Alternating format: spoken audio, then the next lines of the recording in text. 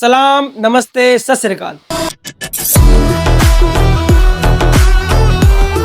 Welcome back in keep coaching classes. बच्चों, last video में हमने अलजेब्रा के फर्स्ट पार्ट में हमने सीखा था एडिशन, सब्ट्रैक्शन, मल्टीप्लिकेशन, डिवीजन। इसके साथ हमने a प्लस बी के होल स्क्वायर और a माइनस बी के होल स्क्वायर को सीखा था। बच्चों, अलजेब्रा के पार्ट टू में हमको a प्लस बी के होल क्यूब और a माइनस बी के होल क्यूब को समझना होगा बाय मल्टीप्लिकेशन प्रोसेस। बच्चों, लास्ट वीडियो हमने a प्लस बी के होल स्क्वायर को मल्टीप्लिकेशन प्रोसेस समझा था, a माइनस बी को भी हमने किया था। इस वीडियो हमें a प्लस बी के होल क्यूब समझना होगा। बच्चों, a प्लस बी के होल क्यूब, जैसा कि हमने a प्लस बी के होल स्क्वायर में हमने समझा था कि जिसकी पावर जितनी होती है उसका मल्टीप्लाई उतनी बार करना होता है। a प्लस बी की पावर 3 है, इसका मतलब a प्लस बी को 3 बार लिखना होगा, यानी इसकी मल्टीप्लाई 3 बार होगी। यानी a प्लस बी का मल्टीप्लाई एक बार a प्लस बी के साथ और फिर इसकी मल्टीप्लाई a प्लस बी के साथ करेंगे तो a प्लस बी के होल की फॉर्मूला को हम बाय मल्टीप्लिकेशन प्रोसेस फाइंड कर लेंगे। बच्चों, a प्लस बी का मल्टीप्लाई a प्लस बी के साथ हमने किया तो हमने पाया था a square plus B square plus 2ab। अगर उस a square plus B square plus 2ab के साथ अगर हम a प्लस बी का मल्टीप्लाई कर दें तो हम a प्लस बी के होल क्यूब को फाइंड कर लेंगे।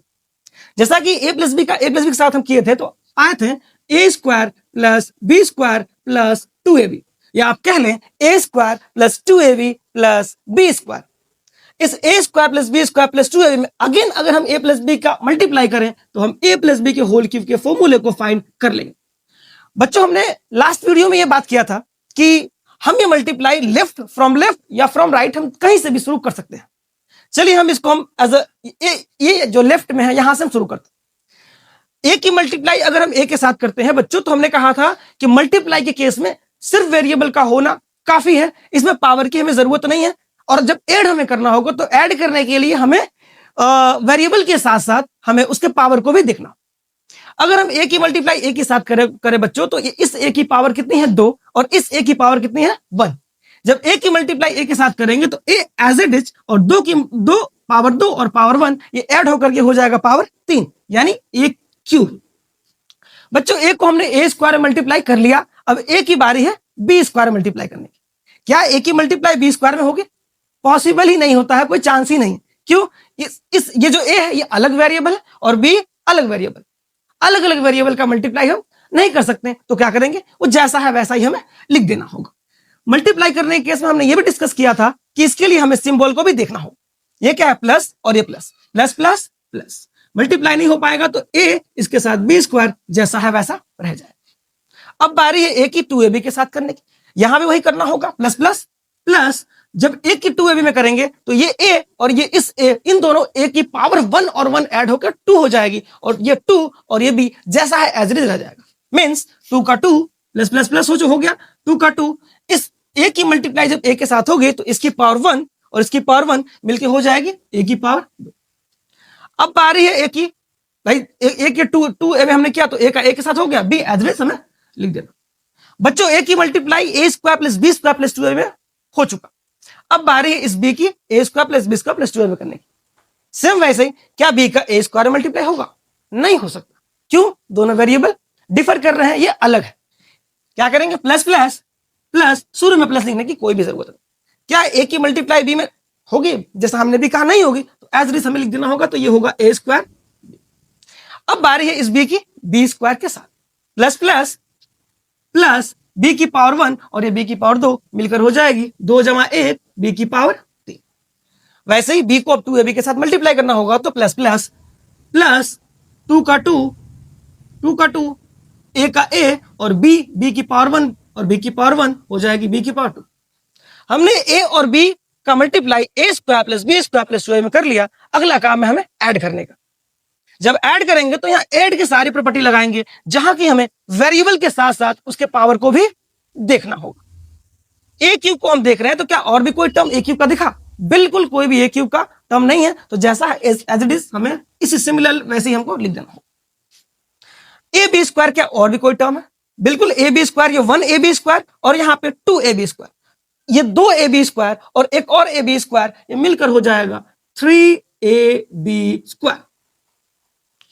2a² बी, क्या a² बी का और टर्म है? बिल्कुल, ये 2a² बी और यहाँ क्या है a², ये 2a² बी और एक और a² बी मिलकर के हो जाएगा plus 3a² B. B cube, क्या बी क्यू और भी कोई टर्म? नहीं। जिस तरह हमने ए क्यूब को एज इट इज लिख दिया था, क्योंकि ए क्यूब के साथ कोई वेरिएबल मैच नहीं कर रहा ए क्यूब के लिए, बी क्यूब को भी वैसे हमें लिख देना। बच्चों, हमने a प्लस बी के होल क्यूब का फॉर्मूला फाइंड कर लिया, जो कि है a cube plus 3ab² plus 3a² B plus B cube. क्या है? a क्यूब प्लस, इसको हम सिस्टमैटिक तरीके से भी लिख सकते हैं, a क्यूब के साथ plus b cube plus 3a² B plus 3ab²। बच्चों, बहुत सारे बुक्स में a प्लस बी के होल क्यूब का formula a cube plus b cube plus 3a² B plus 3ab² के अलावा एक और दिया हुआ होता है।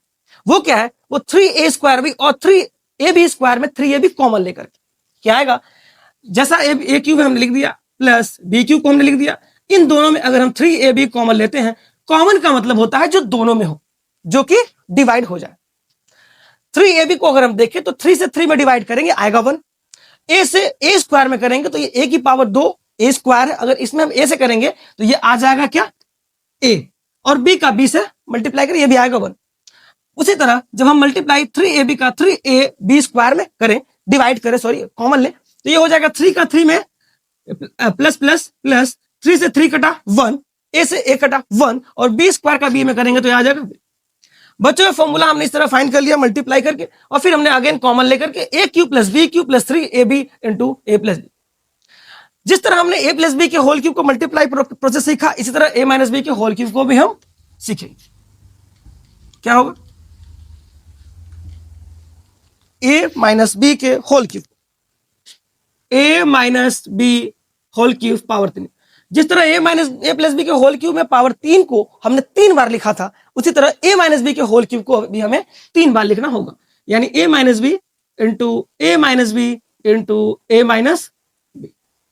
हमने a माइनस बी का a माइनस बी के साथ 2 बार मल्टीप्लाई लास्ट वीडियो हमने किया था, जो कि आया था a² plus b² minus 2ab, या a² minus 2ab plus b²।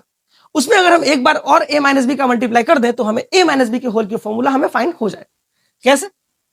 a² plus b² minus 2ab, इसमें अगर हम मल्टीप्लाई करते हैं a माइनस बी का, सेम वैसे लेफ्ट और राइट कहीं से भी हम शुरू कर सकते हैं। a की मल्टीप्लाई a² में अगर होगी तो ये भी प्लस प्लस प्लस a की पावर 2, प्लस पहले लिखे या ना लिखे कोई फर्क नहीं पड़ता हमें।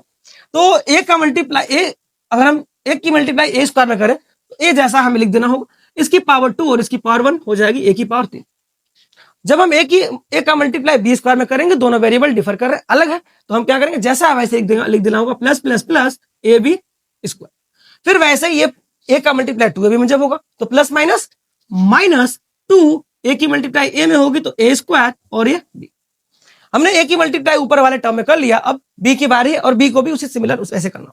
सिंबल का हमें बच्चों ध्यान देना होगा, ये सिंबल क्या है? प्लस, और ये क्या है? माइनस। प्लस माइनस माइनस, हमें प्लस पहले लिखने की जरूरत नहीं है, लेकिन माइनस अगर है तो माइनस के टर्म को हमें लिखना होगा।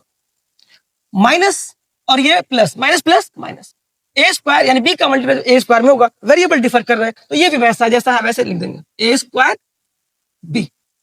अब बारी है इस b की b² में करने की, minus plus minus plus minus, b की मल्टीप्लाई b में होगी, वेरिएबल सेम, हम पावर को ऐड कर सकते हैं, ये पावर है 2 और ये पावर है 1, मिलकर हो जाएगी पावर 3 b³। अब b की बारी है इस b की मल्टीप्लाई 2ab में करने की, माइनस माइनस प्लस, b को जब 2ab के साथ मल्टीप्लाई करेंगे तो जैसा 2 है वैसा ही रह जाएगा, a जैसा है वैसा ही रह जाएगा। ये b के साथ चूंकि वेरिएबल सेम कर रहा है तो दोनों के पावर को हम ऐड कर सकते हैं, तो ये 1 और ये 1 हो जाएगा b²। अगला काम क्या है बच्चों? अगला काम है ऐड करने का। क्या a³ का कोई और टर्म दिख रहा? नहीं, बिल्कुल कोई भी टर्म नहीं है, एज जैसा है a³ हमको लिख देना होगा। ab² क्या कहीं और है? बिल्कुल, ये ab², एक यहाँ ab², 2ab², 2ab², एक और ab² क्या हो जाएगा? Plus 3ab²। a² भी क्या और कहीं है? बिल्कुल, माइनस के टर्म में ये माइनस 2a² भी, एक और माइनस 2a² भी, यानी 2 कर्जे में a² भी, एक और a² भी, क्या हो जाएगा? 3 कर्जे में a² भी, यानी कि माइनस 3a² भी। बी क्यूब क्या कहीं और है? बिल्कुल बी क्यूब कहीं और नहीं है, तो जैसा बी क्यूब है वैसा ही हमको लिख देना। हमने ये फॉर्मूला भी फाइंड कर लिया, जैसा हमने भी थोड़ा देर पहले ए प्लस बी के होल क्यूब को फाइंड किया था। क्या आया? ए क्यूब। हम इसको भी सिस्टम में अगर लिखें तो ए होगा, ए के साथ बी को रखें अगर, तो A cube minus B cube plus 3ab square minus 3a²b। यहां पर भी एज अ कॉमन लेके एक और फॉर्मूला हम फाइंड कर सकते हैं। ये 3ab स्क्वायर में और 3a²b में हम क्या कॉमन ले सकते हैं? 3ab कॉमन ले सकते हैं। क्या फाइंड होगा? ए क्यूब का A cube minus B cube का माइनस बी क्यूब। हम यहां अगर प्लस कॉमन ले, प्लस 3ab। अगर हम 3ab से 3a² में अगर डिवाइड करें, 3 से 3 1, a से a 1, b से b स्क्वायर में करेंगे तो क्या होगा? एक b बचेगा। सिमिलरली जब इस 3ab का हम इसमें करेंगे तो प्लस माइनस माइनस 3 से 3 कुछ भी नहीं, a से a² में बचेगा a। क्या बचेगा? a। b से b कट जाएगा।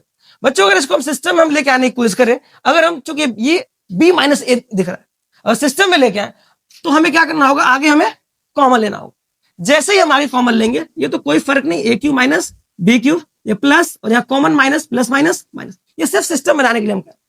तो ये 3ab, या आप चाहे तो अगर जब कॉमन हमने लिया था, अगर आप चाहे तो इस टर्म को पहले और इस टर्म को बाद में लेकर के भी आप कॉमन ले सकते हैं, तो ये माइनस लेने की कोई भी झंझट नहीं। लेकिन हम ये तो बस हम सिस्टम में लेके आने के लिए हम ऐसा कर रहे हैं। अगर माइनस हमने 3ab कॉमन लिया, माइनस पे कॉमन ले लिया, तो ये माइनस, अगर जैसा हमने माइनस किया तो ये प्लस से माइनस जाएगा और ये माइनस से प्लस हो जाएगा, मतलब ये वैल्यू घूम जाएगी, जो जैसा है वैसा हो जाएगा। ए माइनस, हमने फॉर्मूला फाइंड किया ए माइनस बी के होल क्यूब का, A cube minus B cube minus 3ab into A minus B. बच्चों हमने अभी ए माइनस बी के होल स्क्वायर होल क्यूब और ए प्लस बी के होल क्यूब का एज अ मल्टीप्लीकेशन प्रोसेस हमने फॉर्मूले को सीखा। जैसा कि लास्ट वीडियो हमने वादा किया था, प्रॉमिस किया था कि ये मल्टीप्लाई को एज अ, इस फॉर्मूले को एज अ मल्टीप्लीकेशन प्रोसेस के साथ साथ सर गुणनखंड यानी फैक्टर का जो प्रोसेस है वो कैसे होगा।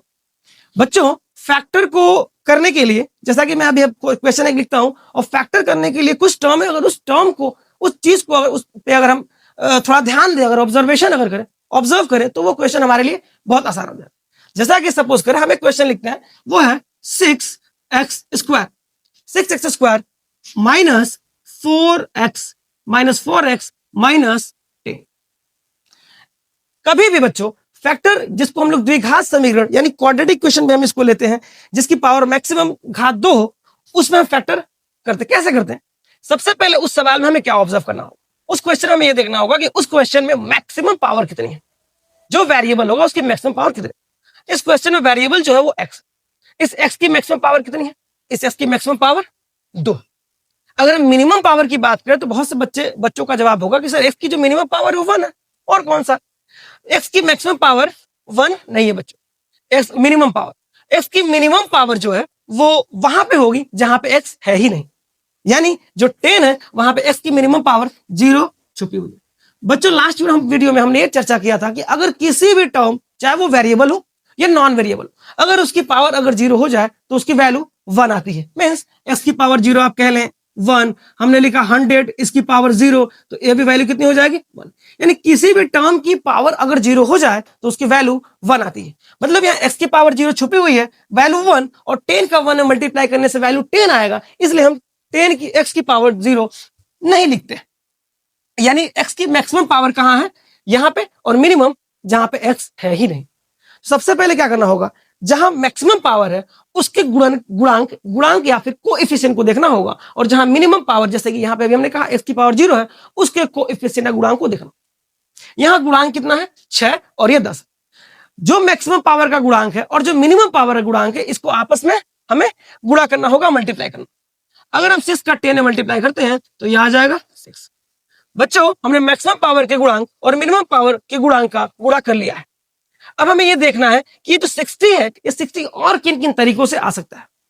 जाहिर सी बात है 60 को अचानक सोचना कि, क्योंकि हम जानते हैं 15 का 4 में मल्टीप्लाई करने से, 30 का 2 में मल्टीप्लाई करने से 60 आता है।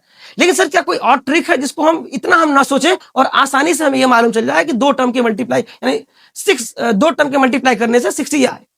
इसके लिए हम किसी भी टर्म का अगर मल्टीप्लाई करके हम वो टर्म लेके आना चाहें तो सबसे पहले, जैसा कि इससे पहले हम करते हैं, उसको सिंपल तरीके से छोटे छोटे टुकड़ों में बांट देंगे, फैक्टर करेंगे। 60 को कट करेंगे तो 2 से कट होगा, ये होगा 30। फिर 2 से ये कटेगा, आएगा 15 बार में। 3 से हम करेंगे, 3 5 15 और 5 एकम 5, यानी 2 2 3 5। अगर हम उस टर्म को जानना चाहें कि वो टर्म जो हम ला रहे हैं मल्टीप्लाई कर 60 आए, चूंकि हमने 60 को ही तोड़ा था, तो फाइंड करने के लिए हम क्या करेंगे, सबसे पहले जो पहला वाला टर्म है 2, इसको हमें लिखना होगा। इसके साथ इसके कॉर्नर पे क्या है, जैसे कि इसके कॉर्नर पे क्या है 30, तो इस 2 के साथ हमें 30 लिख देना होगा। 2 का मल्टीप्लाई 30 में होगा तो 60 आएगा। ज्यादा सोचना नहीं, बस इसका फैक्टर करिए और फिर देखिए पहला टर्म कौन है, फिर इसके कॉर्नर पे कौन है, हम दोनों को लिख देंगे तो मल्टीप्लाई करके उतना ही आएगा जिसका आपने फैक्टर किया है, गुणनखंड किया है। अगला काम है, इस 2 के साथ अगले वाले 2 को लेना होगा। कोई भी टर्म यहां हो सकता है। 2 की मल्टीप्लाई 2 के साथ करेंगे तो आएगा 2 दूना 4 यानी कि 4। अब देखना है, जिस तरह हमने इस 2 के कॉर्नर पे देखा था 30 है, उसी तरह इस 2 के कॉर्नर पे देखना होगा कितना है, इस 2 के कॉर्नर पे 15, यानी 2 दूना 4, 2 2 जा 4 और 4 के सामने 2 जा 4 हमने लिख दिया 4 और इस कॉर्नर पे कितना है 15। देखिए 15 का मल्टीप्लाई जब 4 में करते हैं तो भी 60 आता है। सिमिलर बच्चों, हम जिस तरह हमने 2 के कॉर्नर पे देखा 30 60, 2 के साथ 2 2 दूना 4, कॉर्नर 15 60। अब देखना है 2 2 दूना 4 4 3 12।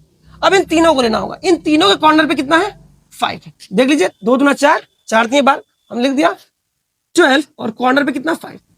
12 का मल्टीप्लाई जब 5 में आप करेंगे तो भी कितना आएगा 60 ही आएगा। अब इसको आगे इसी प्रोसेस को बढ़ाते हैं।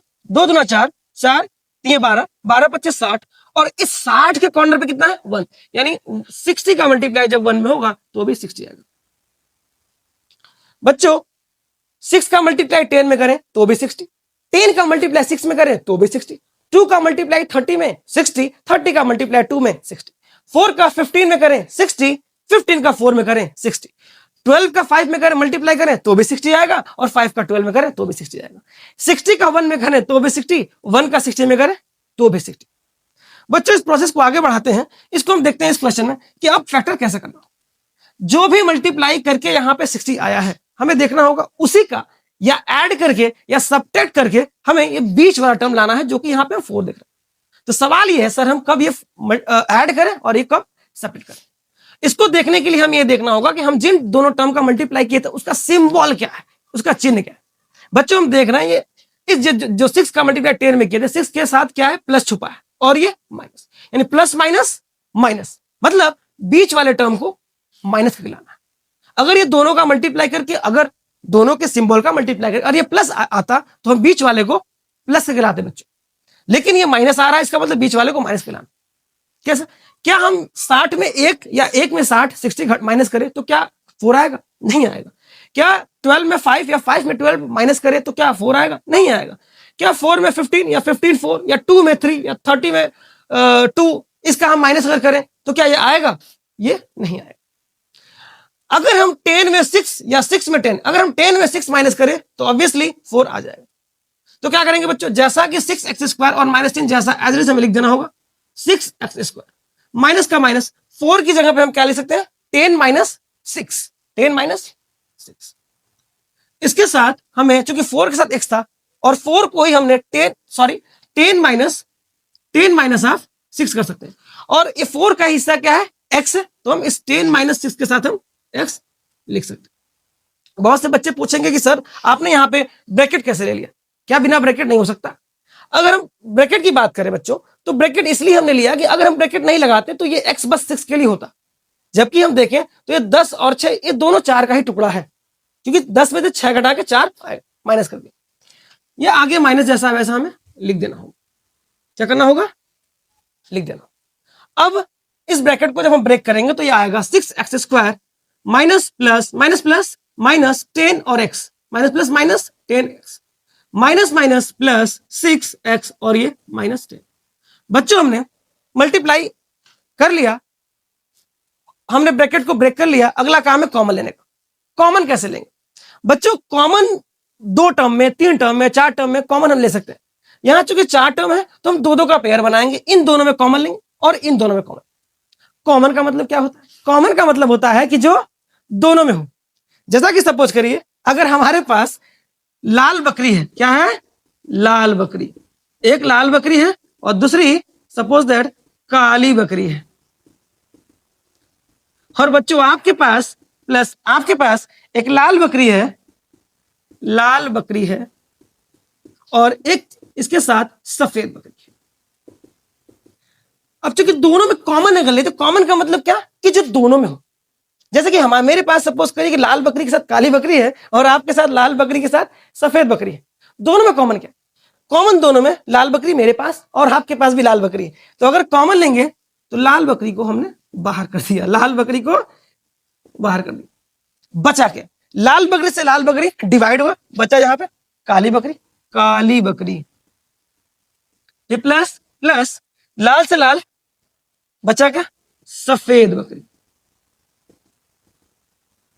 यानी कॉमन का मतलब ये होता है कि जो दोनों के टर्म में हो और जो दोनों में होगा उसको हम बाहर निकालेंगे, और जब हम कॉमन लेंगे तो उसका डिवाइड करना होगा, और हमने लाल से लाल में डिवाइड किया, काली और यहां पे सफेद, यानी काली बकरी और सफेद बकरी एज अ ब्रैकेट में है। सिमिलर उसी तरह यहां पे भी हमें कॉमन लेना होगा इन दोनों में 6x² - 10 और 6x - 10।